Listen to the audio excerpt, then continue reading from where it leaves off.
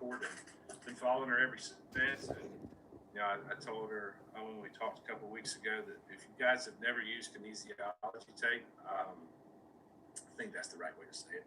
But she has one that's called rock tape, and it's not recordable anymore. She can give us the literature on how we can use that properly. Even after I injured it playing golf, and man, it worked. It worked like a dream. So the technique and the science is there. So you know, another benefit that she offers to our group and what she'll be able to share with us today. But just a little bit about her background. Call her the movement ninja. She's the owner of Balance Biomechanics based out of Littleton, Colorado, which is another advantage of being able to do virtual technical meetings, is we can get folks from across the country to share some of those nuggets with us. After having a private business providing sports massage and therapy and strength coaching, she wanted to raise her game and reach more people. Quickly found a love and respect for the hardworking men and women that make this first world country thrive. So 20 years of knowledge of biomechanics and movement complement the world of safety and health, provide an unconventional approach to injury prevention. And when Lori isn't inspiring blue collar workers to move better and feel better, she's hanging with her husband, 3 kids, and 3 dogs. So welcome, Lori Frederick, to our group, and Lori, it's yours to share. Thank you. Corey and Lori, sorry to interrupt. That's okay. Do you want to record this Sure. today? Yeah, I'll go ahead and hit the record button. Okay, sorry about that, Lori. That's not a problem. Not a problem. We'll get it in different places. We'll attach the bio so that we won't miss that. So recording now. Super. No, thanks for having me. It's great to be here. It's really pretty cool to go around the country and do these sort of things without having to get on a plane and go anywhere, and you can't smell my coffee breath, so it's pretty good. There's many benefits to it. My own logistics, let me just say that as you heard, I do have a family, and I included our 3 dogs, which I believe I've mastered the art of, you know, them meditating while I'm presenting, but that might not always happen. And also thanks for your forgiveness and mercy if any technical issues happened. There, out of all of these almost 100 Zooms that I've done throughout this whole thing, 1 shut my computer down. So I'll jump right back on. I'll come back. So thanks for your patience if any crazy happens. Hopefully we're all a little bit used to it and a little more flexible. So welcome to Movement Solutions for Sprain and Strain Prevention. As always, it's really hard to hone in on exactly one tool, and Movement Solutions is kind of a broad term. I am happy to scroll off with you on any questions that goes in our Q&A section. So I'm going to kind of go over this general overview is really my presentation, a few analogies that I can give you that you can pass on forward, and then feel free to get into any questions. I love them. I will ask you to use the chat box if possible. I love to see a couple faces if you're wanting to show your face, just because if I say something funny, it's nice to know that someone else might think it's funny if I get a little laugh out of it. Otherwise, you never know.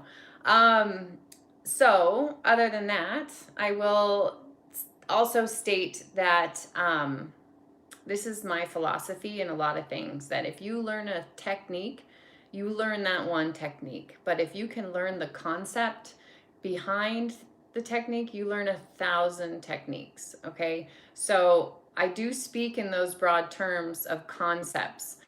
And I think we would all be better off if we really master those concepts, so that you come back, because I get a lot of questions and they're like, well, what exactly do you put in your stretch and flex programs? What is it? And I tell them, you know, creating the program is actually the easy part. Getting the concept behind it is the hard one. Okay, so, and teaching that part. But ultimately, it's all about injury prevention. We want to prevent sprains and strains. We want to prevent people from getting injured. And ain't nobody got time for that. If you've seen this or not, this is my absolute favorite little meme. I'm going to play it for you. Hopefully the sound works. Jump in if it does not. One resident describes her horrifying experience when she first realized the complex was on fire. Well, I woke up to go get me a cold pop. Then I thought somebody was barbecuing. I said, oh, Lord Jesus, it's a fire. Then I ran out. I didn't grab no shoes or nothing, Jesus. I ran for my life. And then the smoke got me. I got bronchitis. got time for that. So that one circulated around a bit ago, but it's a thing that I say a lot, that, you know, you're working, you're going along with everything, and all of a sudden, like, your back starts hurting or your hip starts hurting, and you're like, I ain't got time for that. It's not what's planned. So I'm big on early reporting and catching those things early, because it will shorten the time of an injury. But it's a meme. If you want to steal it, please feel free to. I can send it to you. I'll have it in my slides. So moving forward, and that you already heard my background, so I'm going to skip this slide a little bit, just knowing that I do love what I do, and I absolutely adore learning new industries, new things. It's where my passion comes from. I'm a big doer. I like to do things. I feel this statement kind of sums things up. The more you feel, the better you move, and the better the move, the more you feel. So it's kind of broad, right? Concept, but you really need to pay attention is really what it's saying. Pay attention and you can move better, but also then the more you move better, you're more pain-free. Okay, so that's that in a nutshell, in a really fancy term on that one. But like I said, I like doing things. So I'm going to be one, like, you have low back injuries from taking off manhole covers. Can I try that? I've never done that. How does it feel? That's how I learn, by doing. So I'm always like, can I lift that? Can I do that? I know they can't let me weld yet. I don't have that skill. For the skilled stuff, it doesn't always work. But other than that, they let me do it. And then I feel really awesome when I've done it, because it just makes me feel pretty badass. And my appreciation for people that do it every day is exponentially larger whenever I learn new stuff. Okay. Goals for this little session is that I want to teach you the difference between flexibility and mobility. And I want to, if you ever do ergonomic assessments for your engineers or things like that, I want you to understand a cool trick for your leading indicators, okay, and how to get that out of your things. Sorry, I'm going to take my dog's collar off because it's loud. And then it's really loud. And then I'm going to give you 2 takeaways. If you do have a stretch and flex program for your movement solutions, then I'm going to give you some stuff. Excuse me for one moment. That dog that she was not meditating. Okay. So again, concepts, not techniques. We can throw them in here and there, but the idea is that I want workers to be able to self-assess their own situation and it's movement tools to do that. All right. And that's why we'll learn the difference, because if you're with the company, we don't have money for that. This number came from Colorado Pinnacle Assurance, their workers' comp for Colorado, and 9,400 strained claims. Hi, $70 million. That's a big deal, right? You can cut it out. I'm sure people in insurance in your area can give you the same. Liberty Mutual usually has a lot of good numbers, so you can go off of that. But the idea is we don't have time for it. And one of my theories that I like to tell people and the workers is to pretend you're working out at work. So make the lifts like you're going to do them in the gym.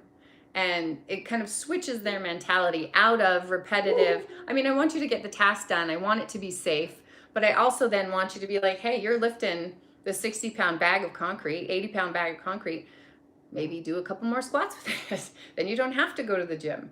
All right. There's certain benefits to all of that. One of which I'm going to give you right now, because we all want some sort of tacos or whatnot, right? I like carnitas and margaritas and all sorts of things like that. So why we work out, but also to prevent injuries. Okay. Also to prevent injuries. Hold please.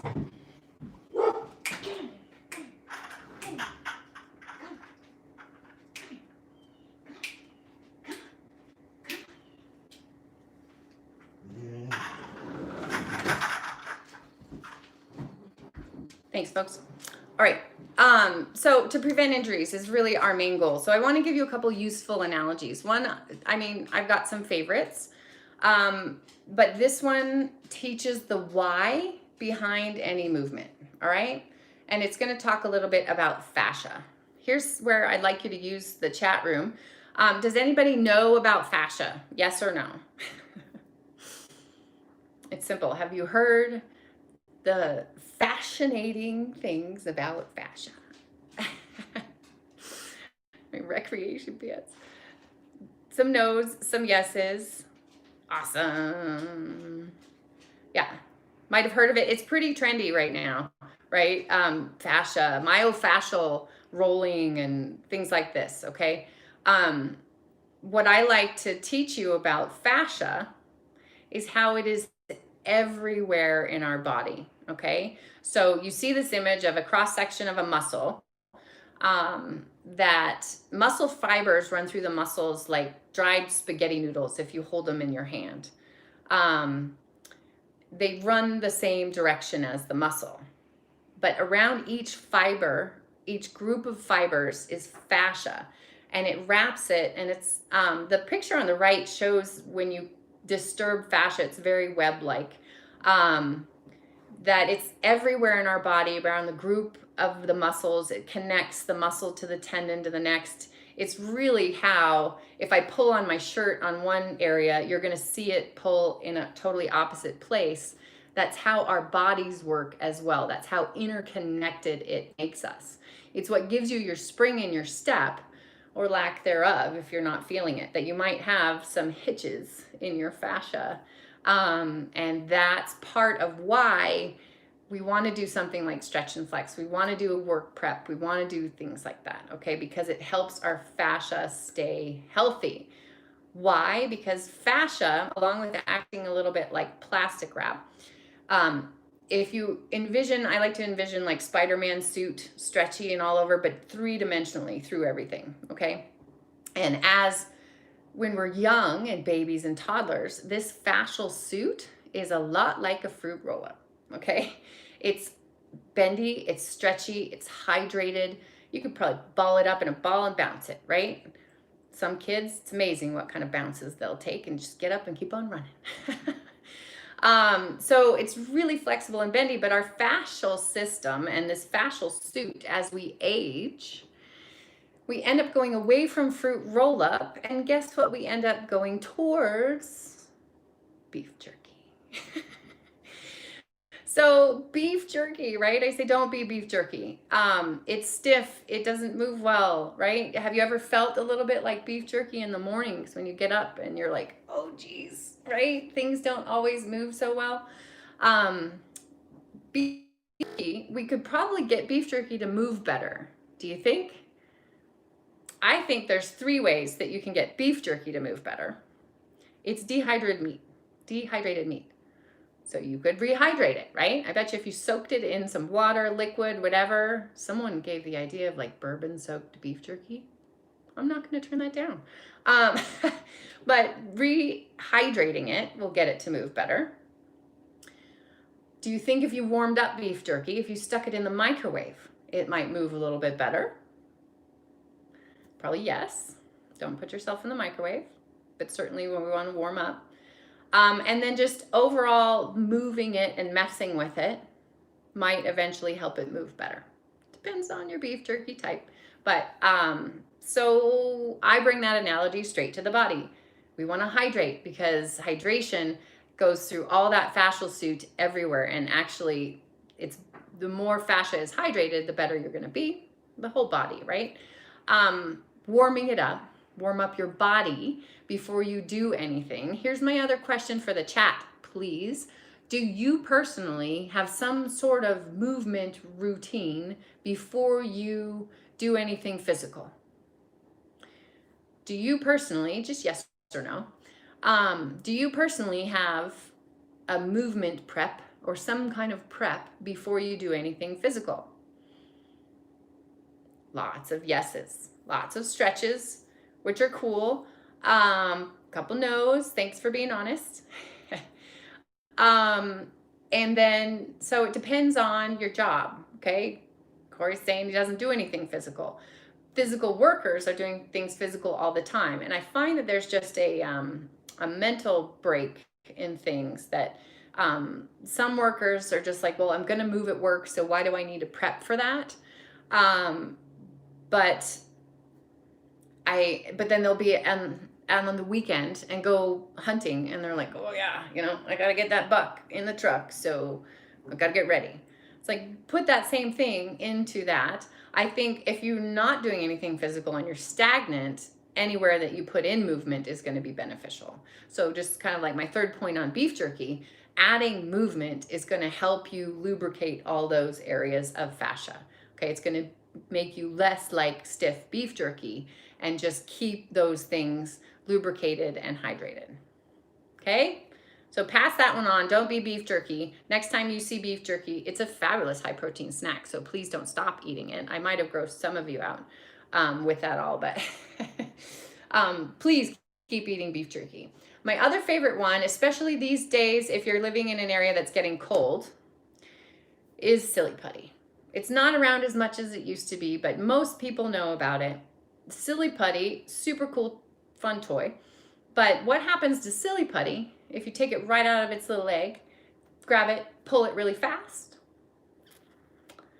It snaps, right? It breaks. This is where then you go back to it and you warm it up and you pull it slow. It doesn't. You can get all sorts of length out of it, right? So this is where I put in the silly putty aspect. Please warm up, move your body before you're doing anything physical heavy, because there is the potential, that's where sprains and strains come from, is something went too far too fast and it didn't love you for that. And your body will tell you that it doesn't like what you're doing to it. So silly putty and beef jerky. Those are my two analogies that I want you to spread the love, okay?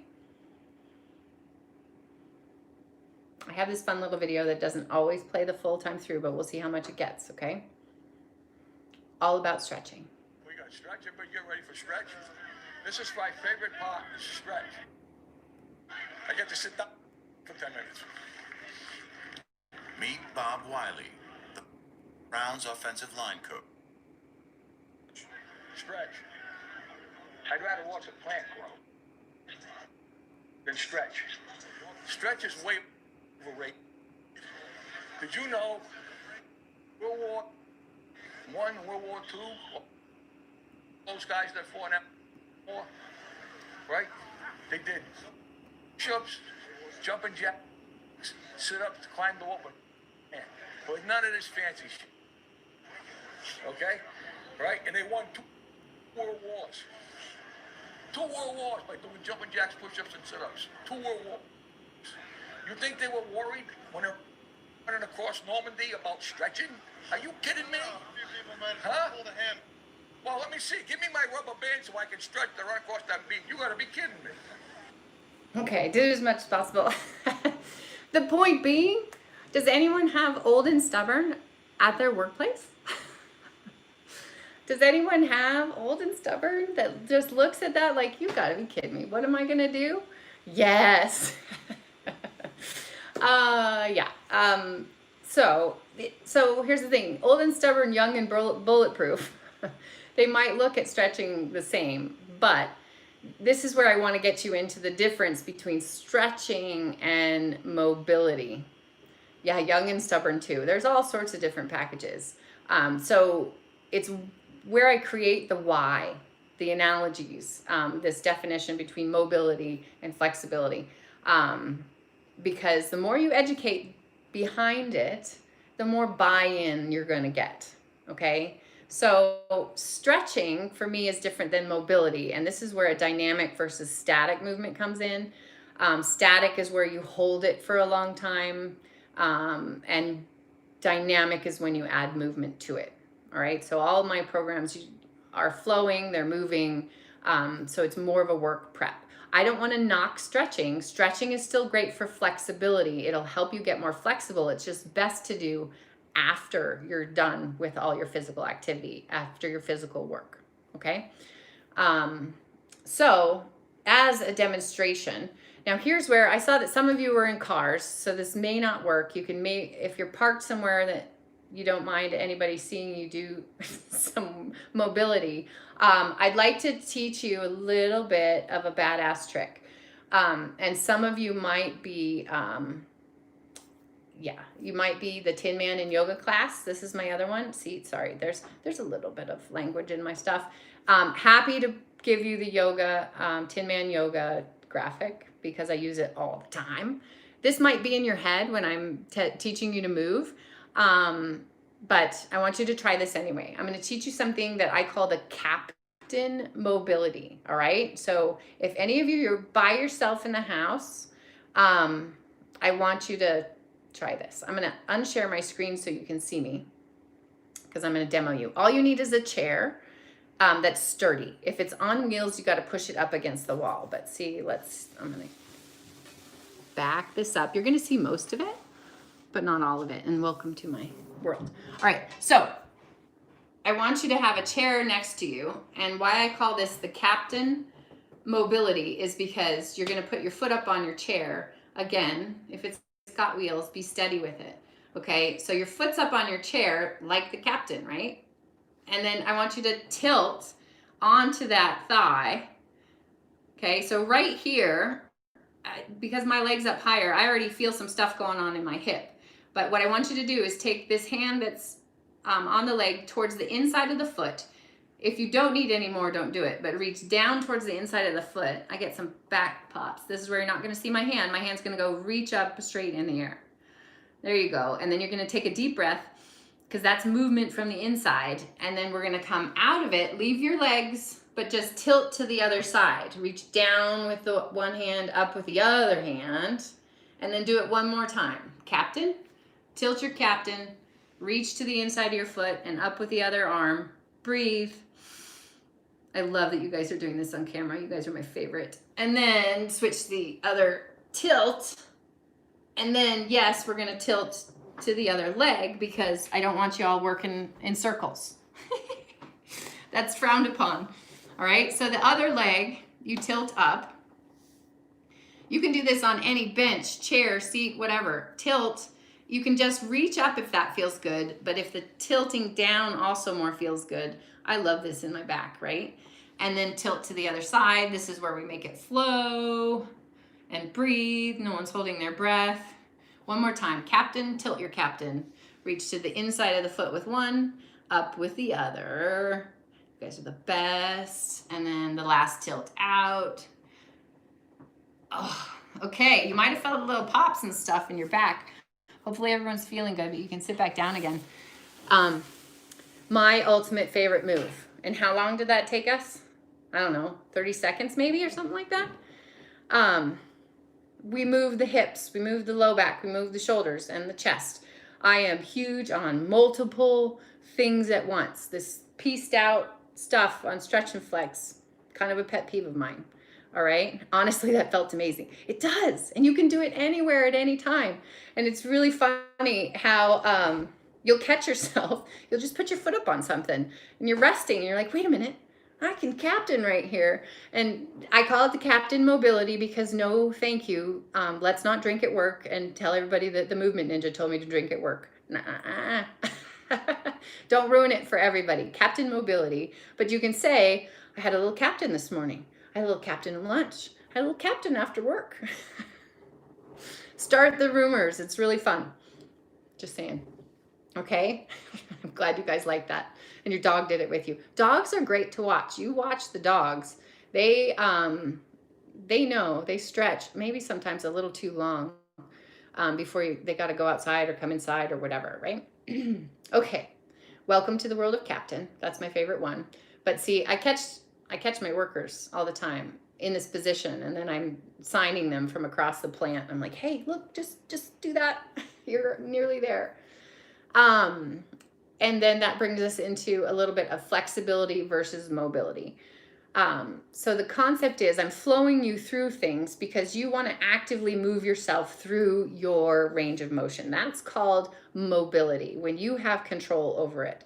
Flexibility is something to where you can just pull your arm as far as you can, and that's your flexibility, right? My mobility of it is going to look way different than my flexibility. Okay, so the difference between the two, and here's where, let me just give you a quick, I want to give you one more quick visual because this is a good one to try. You don't have to try it right now at home, but here's the other one that you want to do with your leg, whether you want to either need a chest hold it or your leg all the way out. My mobility to hold it here is this far. My flexibility is further, right? I can't just hold it up that far, especially here. I can get my leg pretty high, but my mobility is different. Okay, so pretend that's a graph and you have your flexibility that's up high and your mobility that's down low. The difference between the two is where the risk of injury comes in. Okay, and above. If you do a movement like slip on the ice, you're gonna do splits that's way beyond your flexibility even. Of course, you're gonna get injured, right? If it's beyond your flexibility, you are most likely going to get injured. If it's anywhere between your mobility and your flexibility, it's a crapshoot, right? Depends on the situation. You might have that extra reach that you're under a table or under something and you're twisted and your back kind of goes, let's not go any further. That's where we're at in that range, okay? If you're within your mobility and full function of everything, unless you're not adulting well, you're going to stay injury free. Okay. I fully admit that people don't always adult well and make good decisions. So injuries within that might be possible, but less. Hopefully that makes sense to everybody. That's another great one. Please pass on that information on the differences between these. A lot of people, especially kind of that leg trick, it clicks on a lot of light bulbs, and especially people who are doing physical work. Because all of a sudden you get yourself into a little bit beyond what you have been, your body will do its own warning lights, okay? And so if you catch that quick, easier to fix. All right.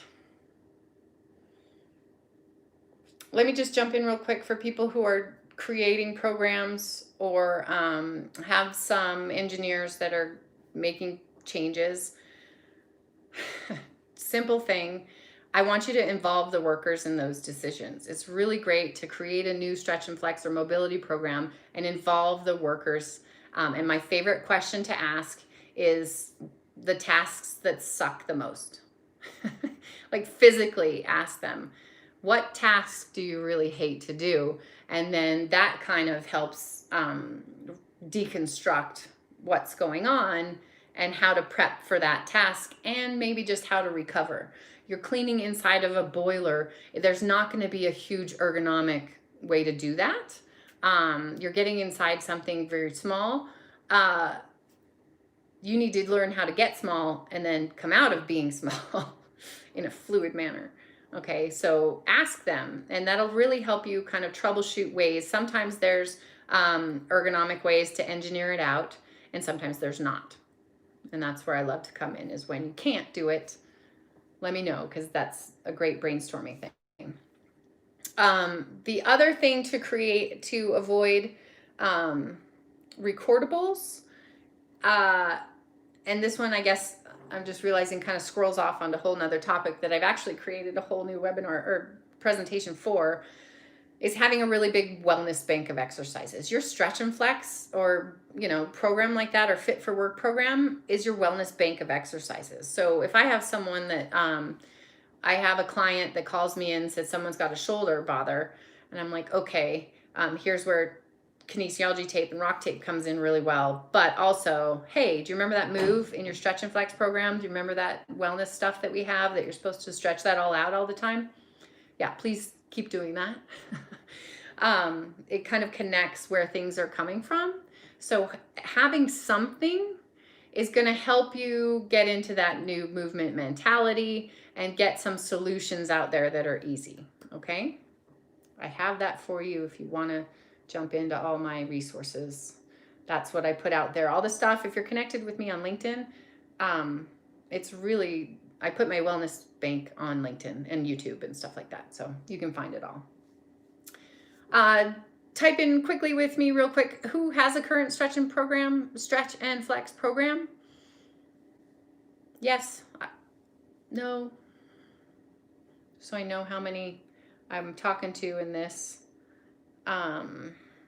thing.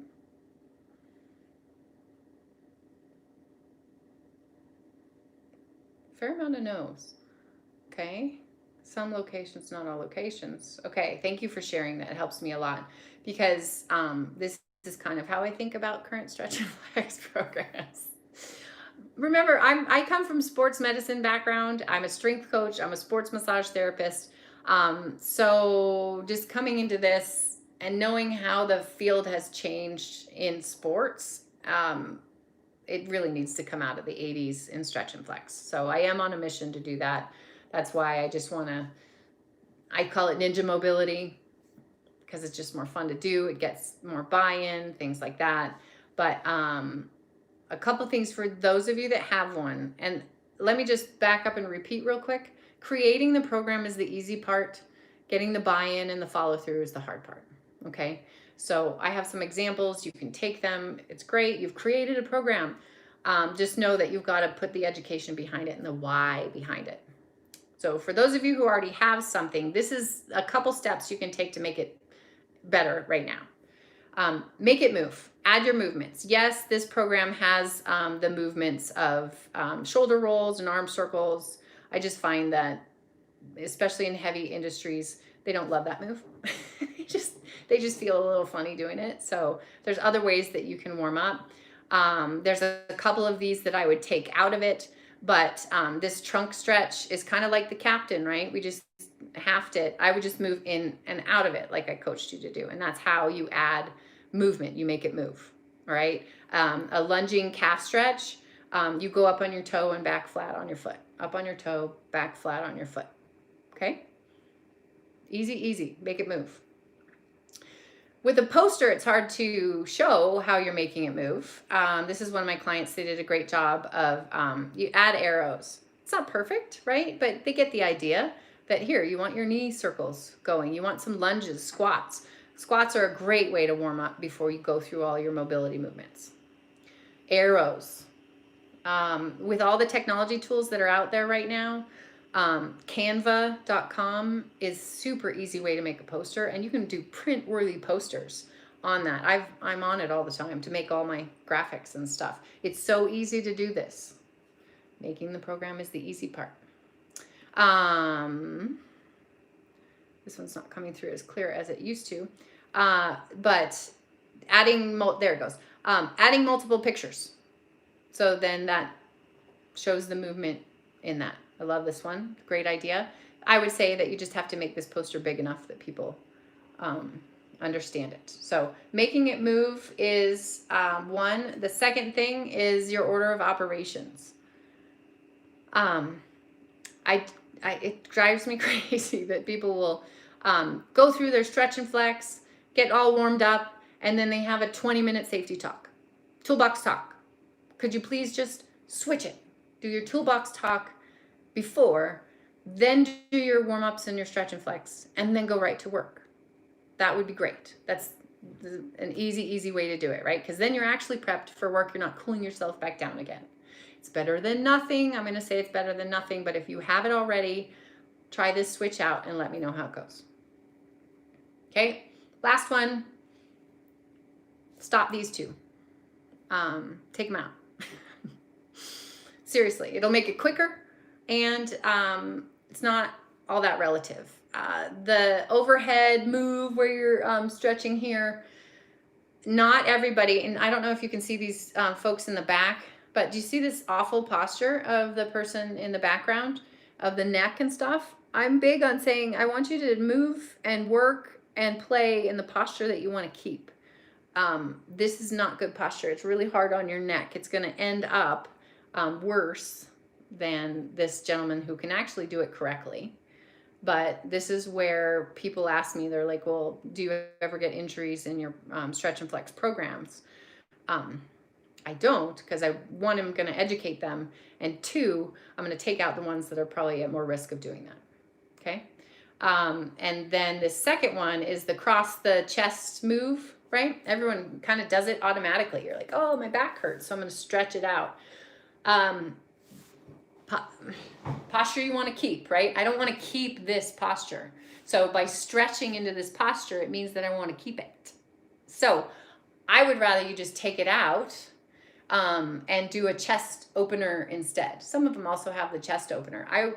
You're working with tools in front of you, overhead, down below. You're on your computer, you're driving, we're doing everything forward like this. To me, this just encourages the posture. So take it out is what I want to do. I want you opposite of what you're doing. It's the best thing to correct where you're at. If you're at the computer right now and in front of anything that's crunching you forward, you simply take your arms straight out to the side. You bring them back as far as you can actively, okay? So it's mobility. And then you're gonna peel your fingertips backwards behind you, and then you're gonna look up like this. It's the Titanic move, or like you're on the crucifix. I mean, and then relax. It's opposite of where you've been. Fair statement? Everybody following me? We're about ready for questions. I hope you have some good ones. Here's just an example of how I do it. I don't have the arrows because usually I don't do just a poster. I'm totally happy to send you this if you want this and move it around. But for my clients and my programs where I can guarantee a bunch of big results, it's got to be more than the poster. You've got to teach the why behind it, okay? But everyone always asks for an example. So I have that. You can also do it on stairs. If you have stairs at work or wherever you're going to do it, a car, a vehicle is an awesome place to do this as well. Same movements. Even if it's just the captain, throw it in, okay? Are we there? No, I didn't hit directly on the tape and floss and stuff, Corey. I'm going to show you all because I knew you were going to ask it in here. This is kinesiology tape. It's stretchy elastic tape that stays on for 3 to 5 days. You can shower with it. It's awesome.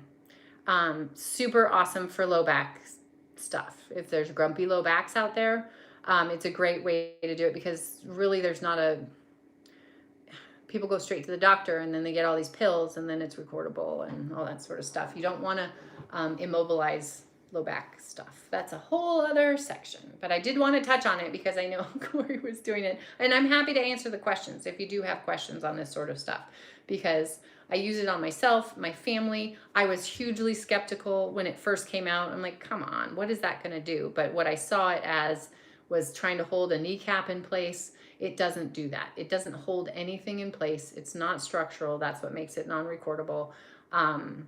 It just makes it feel better, and so you can move better and get better quicker. Okay. Here's where Q&A goes. And if you all want to just type it in the chat, I'm cool from that. I think I saw one back here.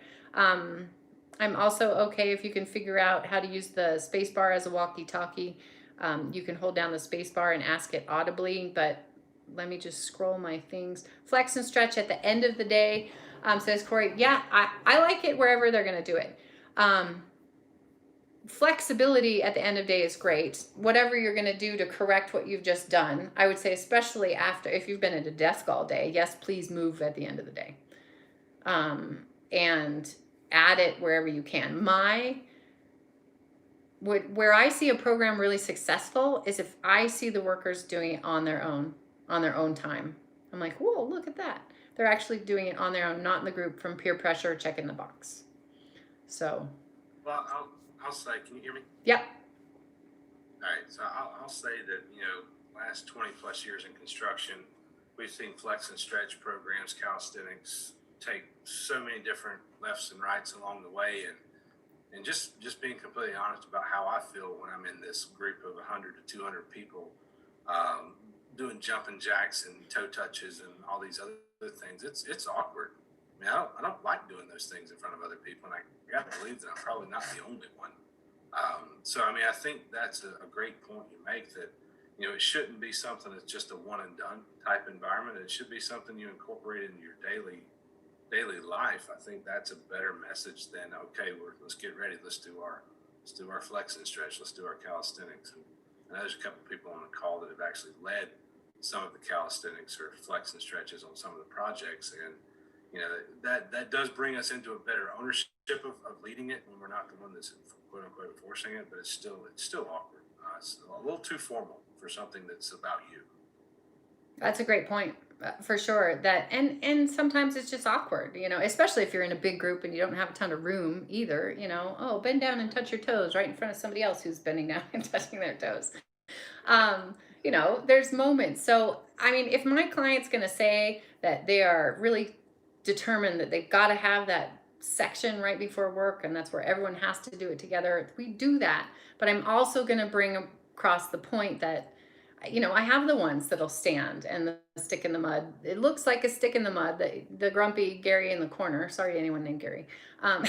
But that's not doing it. But then I've heard back from people like that say, hey, I actually tried that when I wasn't around anybody and I feel great and I do it. So I certainly love to emphasize whenever you're going to do it, it's your body. You need to be attentive to it. So the other question I had is we were waiting on a few other people to type some questions if they've got any. I guess the other one I had is you just made a point to distinguish between mobility and flexibility. I don't know that I got all the nuggets out of that. Can you recap what that means? What's the difference? That you're in mobility is that you are in control of that range of motion or how your body is moving. Flexibility is passive. It's when you pull yourself into your stretch. So that's flexibility because you're not actively going there. Does that make better sense? Yes, ma'am. And I think the reason why I asked that is because, we often say flex and stretch. So is it, would it be a better approach to begin educating people on why stretching is okay, but as you said, should be done at the end after exercise or a series of things that you're working on. But what would you call the front end? Work prep. What would you call that? Work prep. Right. Work. Warm up and then work, right? Work prep. Yeah, it's preparation for work because stretching is not work prep. Stretching. So that's where I'm on the mission and I love that you want to do that. And I tell people, just rename your programs. Take the stretch and flex off the top and call it mobility. And people might, feel a little bit better or start asking questions like, what is that? What does that mean? And then you can explain the why behind it that moves along. Okay. We do have one question pop up. Could you elaborate on what is the science or the technology behind the rock tape? How does it work and what's it good for? Yes, I love it. So the concept of it stems from, has everybody bumped their elbow on something really hard, and after you're done swearing, what do? You grab it usually, right? And you touch it and you rub it and you're like, shoot, that really hurts. That physical sensation of touching the skin actually takes a different path to the brain than pain coming back. So they call it a pain gate. It takes the edge off the pain because it's a different signal. So the tape on the skin is the touch and it can stay on. I often call it like a 3 to 5 day hug because you feel that it's on. So it's all the receptors. The science is pretty fancy behind it. But it's all the neuroreceptors in the skin talking to the brain. So it's sending a different message.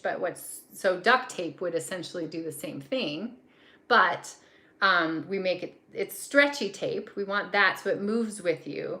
And then that added bonus of the stretch puts a little lift to the skin and creates better flow of fluids and lymph and things like that. So it's really great for swelling, for reducing swelling. Twisted ankles and whatnot, if it's one of those things, if you have someone who's sprained an ankle, you can say, hey, can we at least tape it to help you with some pain and swelling? Yes, it may continue on to the clinic if it's a really bad one, but it might be something that they're like, hey, that does feel a little bit better. Let me just go on my day with it. Depends on those things. But that's the science, and the why behind it is the touch of the tape is what's making it work, and your awareness of your body movements then when you have it on. And so the science of putting it on, just make an X where it hurts. There's little fancy things like this one that you can cut little keyholes for the hand and the finger if you have wrist stuff. But honestly, if you just had it, a strip on the back of your hand, it would definitely be helpful. Does that help with the answer? Yes, ma'am, it does. Just to make sure I heard you correctly, so some people will take an ACE bandage and wrap a sprained ankle. Would you recommend this type of tape replacing that ACE bandage on a sprained ankle? Yes. And because an ACE bandage isn't going to do too much compression, right? And compression is really only temporary way of reducing swelling. So the tape is making that last. You can totally use both, because I know some people, they just feel more comfortable if you're going to wrap it with an ACE bandage. It's a comfort level thing, okay? So yes and no, but you can totally substitute it. But if people are demanding it, then it's something Totally different. makes sense. Okay. So we got another question. It says, boil this one down. So if you wanted to pitch this to your company, this program that the company currently doesn't have, how do you start the process to get the buy-in? What are some of the things that you've seen work successfully? My ideal is, kind of starting to drip the information to people, let them know that we'd like to make this initiative, and involve the worker, involve the people that are out there, and start asking them, be like, what do you think about this? Would you do it? What would you add? It makes them feel involved. And then, kind of bringing that up the chain is helpful, to be like, here's our interest level to do that. Personally, the most successful package that works with my company is that if I can come in, obviously these days it's difficult, do an all-employee meeting, like presentation, a talk on it, and all about beef jerky and silly putty and those sorts of things, it starts the light bulbs. And then someone goes, oh, I can probably buy into that a little bit better. But definitely involve your people. That would be my very first step. Start with the people that's going to be impacted by it, and start testing the theories there. Yeah, I actually saw on LinkedIn, there was someone who did, they made it a competition for a bunch of different work crews. So they enlisted, they said, use your work crew, come up with your own stretch and flex program. And then at the end, we're going to pick a winner. We have a nice, cool swag bag of stuff and gifts, right? Gift cards for the winner. That, no, it doesn't have to be that exact program, but oh my gosh, look at how much you have to work on and who gets involved. Then you can pick your leaders out of that, right? To really help that follow through. I loved that idea. Competition, everybody loves a little competition and a great prize. Yes, ma'am, they do. Yes, ma'am, they do. We don't have any other questions popping up. I think, just kind of recapping some of the things that we got from your presentation is obviously the value that can come, but also getting past some of the stigma that has kept us, because the majority of us on this call have stayed away from these types of programs, just because of either lack of knowledge, lack of education, or just lack of desire for outcomes. So, I think you've helped us kind of challenge the status quo of what calisthenics and flex and stretch is versus, just mobility practices. Pretty good approach there. Because I'll be honest with you, I'm not an ergonomics fan. I know it's important, and I'm not a flex and stretch spokesperson. So I needed to hear something different today, and Laura, you definitely offered that to, at least to me, and I'm certain a few others on the call as well, because it seems a little overwhelming when you have to implement a flex and stretch program. No, I can see that for sure. And I guess the only other thing I want to point out after hearing you talk, that you're not a fan, and if I remember right, you don't always have your own personal prep or movement thing, that you're the best teacher for it to go through, right? So what sells you to now make you, hey, I'm going to try that captain move throughout my day today, Right. you know? Yeah. And that's fantastic because I mean, I'm buying this, so you can convert. You can convert people with this message, so it's awesome. All right, has anybody got anything else? Brandy, you good? You got everything you need on your end? Yes, I do. Well, Lori, again, so far away, but maybe we'll get you on the East Coast when things open up a little bit more to venture around some of our industrial sites here in the upper state of South Carolina, because there's plenty of need for someone like yourself to come around and share and educate us on those things. Again, just appreciate you being on, and if you don't have anything else, we'll wrap up, guys. You good, Lori? I'm good. Thank you very much for having me. Thank you, and keep up the good work. Thank you. Appreciate y'all. All right, guys. See you. Thanks, everyone. Okay. Ended.